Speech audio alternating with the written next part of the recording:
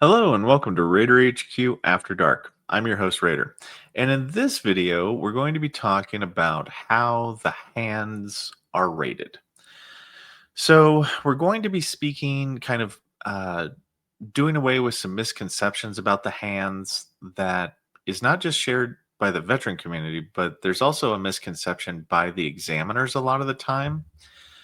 It just so happens that anytime that you claim a hand disability, it's one of the, and this comes from my personal experience. I'm not speaking as a representative of the VA or anything like that on an official capacity, but it's one of the more commonly deferred back claimed conditions because either it wasn't claimed uh, explicitly enough, or the examiner didn't they're new, or they just don't understand or haven't had the training on hands as to what the requirements are, and we'll get into that a little bit further into the video. So for right now though, I'd like to just do kind of a channel review. We're currently sitting at over 7,400 subscribers, which, I, at the time of the recording of this video at least. So I appreciate everything that you guys are doing. So if you like these kinds of videos, please like and subscribe. So let me go ahead and get into the video a little bit. And we'll first talk about the misconception. So one of the primary misconceptions about claiming a hand disability is that there is no such thing as a rating for your hand. You either have the wrist or you have the fingers and or thumb. That's it. There is no hand. So when you file a claim, you need to specifically say what digits are involved with your condition. Now, you don't have to do that, like the VA will figure it out, but it helps the claims process. Because technically, what should happen is if you say, my left hand has painful motion, we're supposed to clarify, we're supposed to defer back and say, hey, VSR, could you clarify the condition that the veteran was claiming? Which fingers were they talking about? Because we need you to say what specific fingers are involved so that way we can make sure that the examiner accounted for those specific fingers. So if you didn't do that, that could delay your claim. So it behooves you, if you're going to claim anything for your hand, just claim the specific fingers. If the entirety of your hand hurts, then claim all the fingers, but you have to, and the thumb, but you have to do that. Okay. It just helps with your claim process. It lowers the probability that we'll have to clarify what you mean by it. Um, so that's one half of the misconception. The other half of the misconception is that the same is true for examiners. The examiners are medically used to saying, oh, yeah, he sprained his hand. But for the legal side of it, raters need to know, okay, does that sprain, what digits does that sprain include? We can't assume. We have to have it broken down Barney style for us as to what specific digits are involved. So that's another point of education where I wish that old Doug would educate the at least ask some of us raters, hey, what are some of the things that you wish that the examiners knew? And it would be like, hey, look, could you teach them about the hands? I know the hands, they're not a very common rating, at least for me specifically.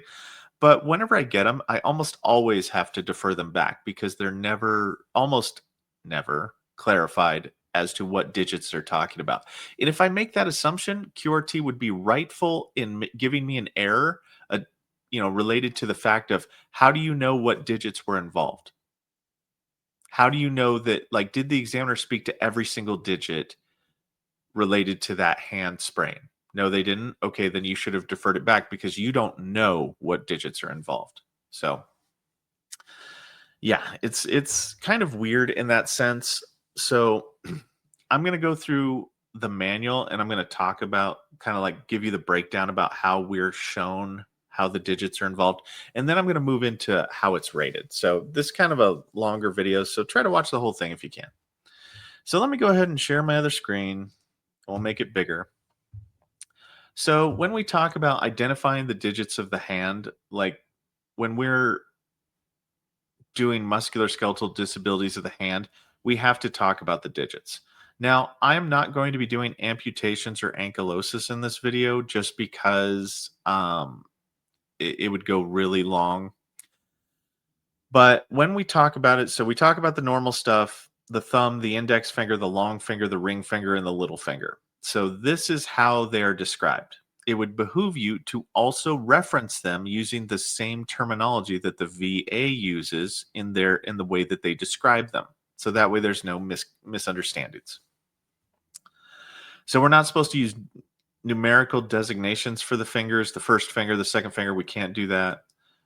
Each digit except the thumb include phalanges. So this is more talking to the rater, educating them about the anatomy of it, because you have to remember, not every rater or VSR has a medical background. So we have to get this kind of coaching in our M21 manual to help us understand how, the anatomy sometimes.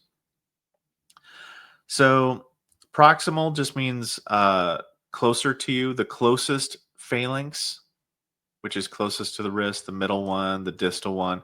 This is, just about anatomy. So this is just helps us to understand whenever the examiner breaks it down, what that's looking like. But for the most part, that's basically it, is just understanding that the thumb, index, long, and ring or little finger are what we're going to be individually rating.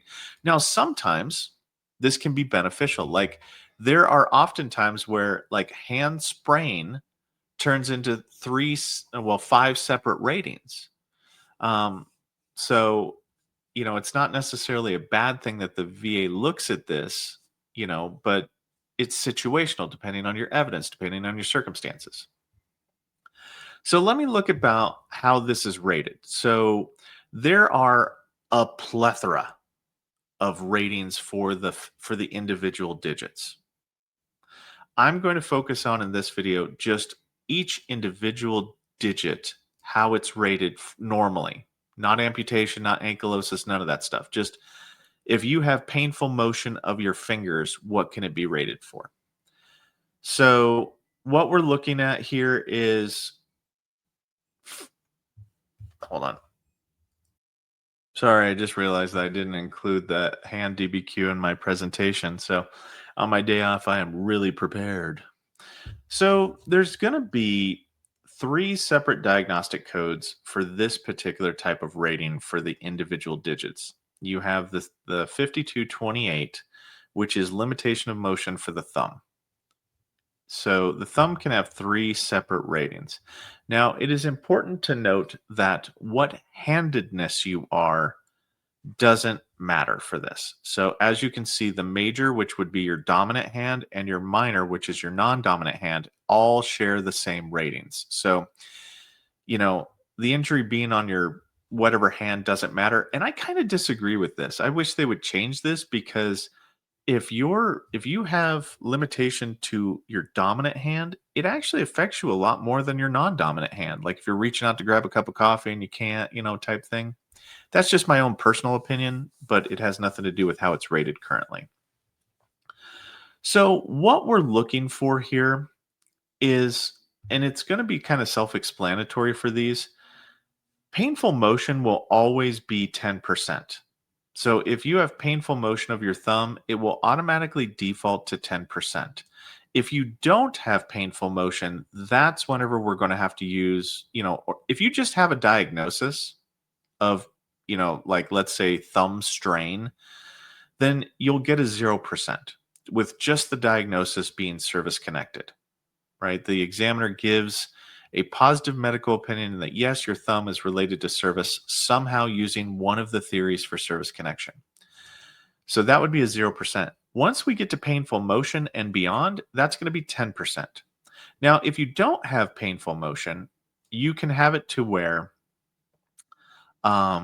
it's kind of like how far can you move your thumb to touch the pad and the fingers with the thumb attempting to oppose the fingers. Let me try to find that visual for you. Okay, and I'm back. So I had to actually go to the DBQ to pull this up, and we'll see it whenever we review the DBQ. But this is the gap that they're talking about. They're talking about kind of like a gripping something gap. Like, what's the gap between your like fingers when you're trying to grip something and your thumb? How far can you move your thumb? So that's what they're speaking about for that. So, and I should make this bigger. Nope. There we go. Sorry. So that gap that I showed you beforehand, they're going to say that the gap with a gap of 1 to 2 inches, or if you're some kind of weirdo, you want to use centimeters, fair enough, between the thumb and the pad and the fingers, with the thumb attempting to oppose the fingers. All that means is this right here. That's what that means. Like your ability to do this. So, and sorry, my dog is snoring. It seems like it's going to be just a chaotic video today. So that basically range of motion and or the painful motion will get you to the 10%. Now, 20% is just talking about an even more restricted gap of more than 2 inches between the thumb and the pad and the fingers. I know I showed you that thing, but when they describe it, it doesn't make much sense to me, but it just means more restricted range of motion can get you 20%. However, it is important to note that the thumb can get you a 20% rating, which is, the same as a shoulder. So it's just important. Don't discount the thumb itself being a potential, service connection. Hey guys, stop with the snoring. You have never been as tired as a Great Dane that has slept all day. Let me tell you that. Now, moving on. So the index and the long finger are both rated under 5229, and they do not have the 20% rating. So they either have this level. Well, I'm just going to say the diagnosis itself, like if your condition, you have long finger strain and it's diagnosed, it'll be 0%. So I don't understand why we have this gap thing, because it doesn't matter how much gap you have. If you have limitation of motion of your long or index finger, we're going to give you 0%. Now, if you have painful motion of your long index finger or long finger, we're going to give you 10%, which is the maximum for these two fingers. So sometimes it's the pointer finger and the long finger, but we call it the index finger. The pointer finger is the index finger. So if you do not have painful motion, then the other way that you can do it is with the gap, more than the fingertip and the proximal transverse crease of the palm. This is going to be something I'm going to let the examiner figure out because I don't have a picture for that. So, but you do have two separate situations here. You've got this particular criteria, which I've never granted for range of motion on a hand. It's just been painful. My entire time as a rater, I've never actually granted any finger on, well, I've granted one thumb before, but it's just because the checkbox said it and I just kind of went with it because I don't know. But the or on this with extension limited to more than 30 degrees. Now I can get behind this. I understand this. But this one right here, this geometry, I do not understand. Oh my gosh, dog. Like you are sawing logs over there. Hey. Hey. Oh man, I can't even rouse them. Okay. They're in narcolepsy land. Okay.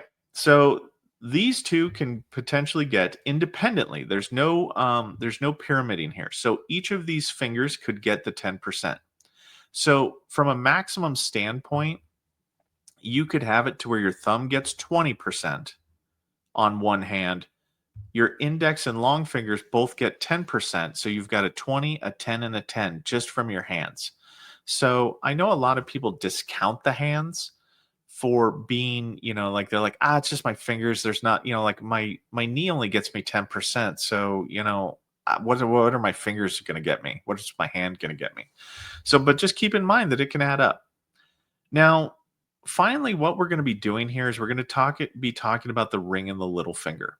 Now, barring any kind of special circumstance, such as but not limited to amputation or ankylosis, where it's frozen in a specific position, those can get you different ratings. So I'm going to talk about those differently. at some point in time. But under 5230, the ring finger and the little finger, if they're service connected, the maximum benefit that they can get just for painful motion or range of motion or something like that is 0%. That's it. That's as high as it goes. Um, so just keep that in mind. Now let's go over to the actual DBQ for the hand. And you guys are going to love it as much as Raiders do, because most Raiders I know, and once again, this is just from my personal experience. I'm not doing a every single Raider on the planet thing. I'm just saying the Raiders that I know hate the hands.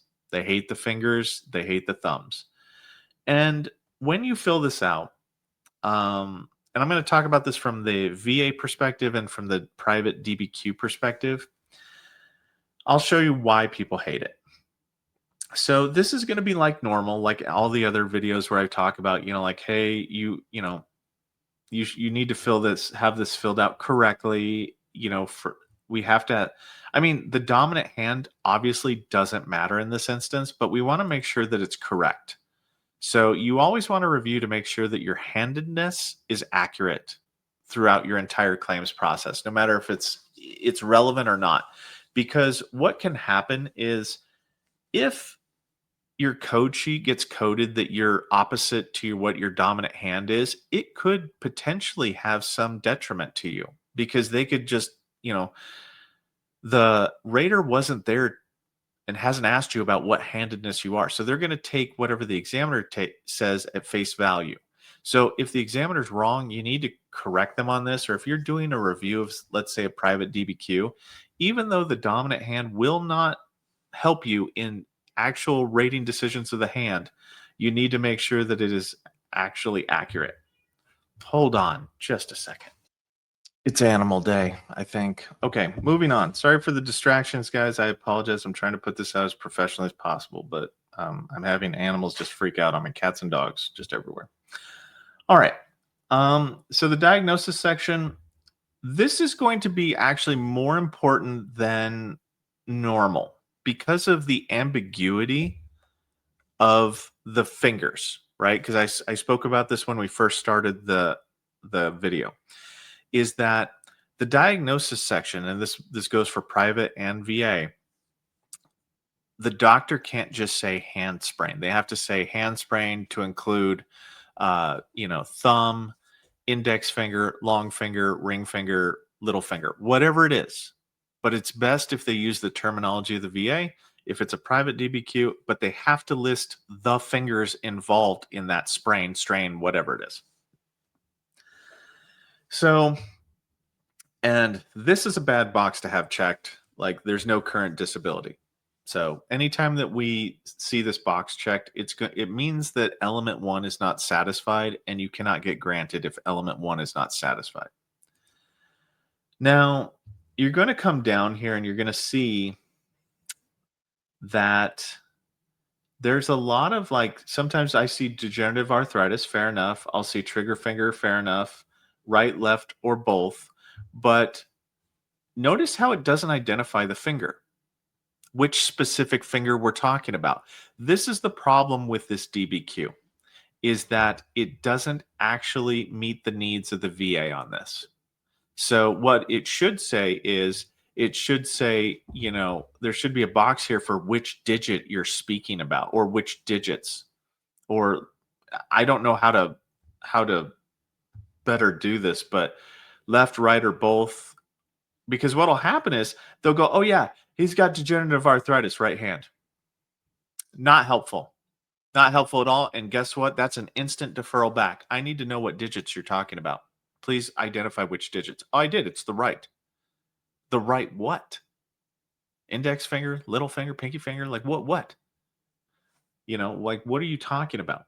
So that's why, it's kind of important down here to, like, especially with like tendonitis, bursitis isn't, well, what are some of the common ones that I see? I see them come down here and they'll go other, and they'll go right hand sprain.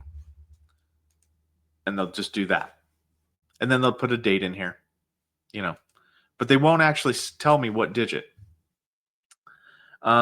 but they could write it down here in 1C. So if you're using a private DBQ, please have your person, if they're going to write like a general statement right there, please have them clarify what it is, which digits are involved in their macro diagnosis. Please.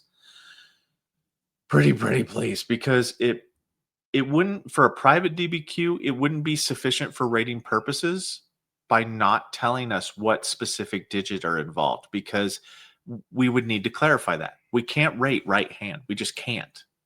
It's impossible. Like, it will get a quality error. Hell, even Post will send it back and say, look, you need to specify what digits you're talking about here. So, because you could be shortchanging the veteran. Remember? Like, if I just think it's your thumb and I just rate your thumb because you said hand sprain and I just go, okay, sure, thumb, pick one, give you 10% for the thumb. You could be missing out on 2 additional 10% for the index and the long finger. I could be shortchanging you. So, and that's not good. So we want to make sure to clarify. So veterans, you're going to need to do a lot of legwork on the hands to make sure that you are giving the VA staff all the information that they need on which fingers are involved in your condition. It just behooves you. You know, if you don't do that, a lot of the VSRs and a lot of the raters, they're, you know, some people even top sheet and they'll just go, okay, thumb, sure, I'm just picking the thumb because of time or points or whatever their motivating factor is, and it might not be to have your claim be the most accurate. Now that's hopefully the exception, but it does happen. We get quality errors all the time on hands. Hands are very confusing at times for people because they don't understand it. Now, this, I don't know if you see over here. Yes, you can see. Do you see how long this thing is? How big this DBQ is? It's because we're going to do every single digit. Does the veteran report flare-ups of the thumb? Yes or no? Does the veteran have any functional loss? No. And then this is where I pulled that picture from. But this is how they measure the range of motion.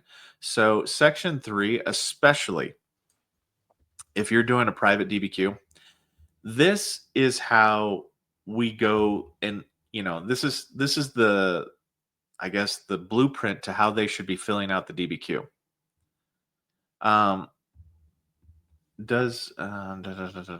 Functional loss is going to be something else. Please, I get so weirded out by functional loss because for functional loss, it has to be. Hold on, dogs are going crazy again. Man, this is a rough one today. Okay, so moving on. So the way that the DBQ is actually divided up here is really nice. And I wish a lot more DBQs did this, where they had the right hand and the left hand in the anatomical position and they had it next to each other. So that way I can kind of judge and gauge. It just makes it easy. I hate when they do like, let's do this portion of the left hand. Now let's switch to the right hand. Them being side to side is so much better for rating purposes.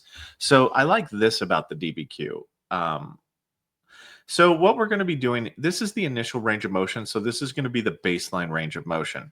If they're all normal, that's okay because you can still have flare-ups or other things that can cause limitation of motion. But if it's abnormal, it'll be abnormal. Now, keep in mind, if you only claim the right hand, there is no obligation for the examiner to review the left hand and vice versa. So please, if you're like, well, they didn't do both hands. Well, if you didn't claim both hands, then they're contractors, right? They're only going to do just enough to get paid. So the vendors and whatnot, the CMP examiners, they're not going to do more for the money. Sometimes they do, but they're not required to. So when we come down here, this is just range of motion, speak for them. The only thing that we are looking for, let me see here. This is the most confusing thing on the planet. We will just plug these numbers into VBMS. I don't know of any rater, just my own personal experience again, so don't come running in telling me I'm wrong, but just my own personal experience. I understand what all of these terms mean, but I've never utilized them. I just plug them into the system. But this is the more important thing. Is there a gap between the thumb and the fingers? Like this is the more important thing. This is is there a gap between here? Like the gap section is what we care about because the gap section is what we care about, except for the extension. Like that matters in this case. But mostly we're looking at the gaps. So you will look at the individual fingers because this is what is it? So down here for the index and the long finger, you could also get it service connected, limited by more than 30 degrees. So the way that you would look at that is the long finger and the index finger, right? So we're looking at extension. So we don't care about flexion at all. I don't understand why it's on here. Flexion cannot be any kind of it doesn't get you anywhere. The extension endpoint, that's what we're going to look for is yeah. So that would be like 30 degrees right here, I guess. But um so yeah, and then the ring finger and the little finger, none of this matters for them because they're maximum 0%. So these two, the little finger and the ring finger, none of these measurements matter because the maximum they can get 0%. Now the thumb also does not have a rating associated with any kind of range of motion other than gap. There's no or here, right? Like there is here. There's an or right here that says you can have the gap or you can have extension limited to so and so degrees. I don't understand why the DBQs are filled with useless information. And there are pages of this useless information. Like the thumb, we don't care. We don't care about, like, I mean, I guess we could care, like that sucks, but there's no extra scheduler rating for it or anything. But all we care about is the gaps. And then for the long finger and the index finger is the extension points and how significant they are. Is it limited more than 30 degrees? So moving on here, um, pain, this is going to be a part of the DBQ that matters because any one of these that are marked with pain, minus the little and the ring finger, these three can get a 10% rating for painful motion. So it's important that that's accurate. And then we come down here and we talk about the gap, which we don't care why the gap happened. So we just care about how impaired the gap is, how limited the spacing is of the gap. We honestly, like, this section doesn't matter. Passive range of motion, same thing. I mean, we're looking at the extension points. Ring finger don't matter, little finger don't matter, thumb doesn't matter. We care about the gap in this section. So if they say something like if the gap is worse in this one, we just basically go through here and selectively grab the information needed and plug it into VBMS. So the rater is not going to be going, well, I think it's 2.1 centimeters. Like they're not going to do that. They're going to trust whatever the examiner puts on here unless it makes no functional sense. Like if the joint moves beyond the maximum capacity of the joint, like if you put down 95 on here, well, the maximum is 90. So I might defer that back and go, hey, is this an error or is this whatever? But I might not defer for flexion because it doesn't matter what they respond with because there's no rating decision based upon flexion. But if that, if it was like 31, or if it was like 300 or some 3000 maybe for extension point, I might go, hey, could you clarify this? Because did you mean to put 30 and you just had a seizure in the middle of it and just kept hitting the 0 button? Because I'm not going to defer back if it can't change the outcome of your rating. So there's only a few things on here that matter. So we just keep doing this. So as you can see, it's just round and round we go. We just keep doing the same thing. And all the rater's going to be looking for is extension, extension. No, no, no. No, no, no. We don't care. And then we talk about, this is flare-ups, actually. So this is the flare-ups. Or repeated use? Huh. But this is an estimated gap between immediately after repeated use. So this is kind of like I don't understand why they're doing an estimate. It's kind of weird. Anyway, I don't understand why we're using centimeters either. Can we? That bothers me. It bothers me more than I can say. And then we got flare ups. So flare ups matter because when it comes to the gap for the well, for the index and long finger, the limitation of the extension point matters for the rating decision for this particular to get the 10%. But if you have painful motion, you already have it. So the only thing that matters for flare-ups would be the thumb. The thumb's flare-ups to potentially cause this level of a gap to get the 20% is about the only value added to having flare-ups of the joints and seeing any markable change in the rating criteria. Like the only one that's going to actually potentially change the outcome, because 10% is either going to be, 0% is going to be the maximum for this one.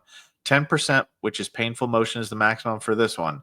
And the thumb, yes, you can have 10%, but if you had flare ups or the actual pure obstruction of the ability to do 2 inches of gap space, then you could get 20%. So just keep that in mind, that flare ups for this would only potentially help for the thumb. And that's basically it. We're just going to keep doing the same little dance all the way down. And then we have muscle strength, which doesn't matter. Atrophy doesn't matter in this case. Ankylosis matters for a separate set of rating criteria. So I'll leave that to the next one. So ankylosis is important, but this is just a very busy DBQ. Assistive devices doesn't matter. Functional loss is not, just checking that box isn't true for VA purposes. Depending on the condition, sometimes we need some x-rays, to confirm the arthritis. I mean, other than that, oh wait, here's functional impact. Yeah, don't really matter. You want to make sure that in the remarks section that everything matches.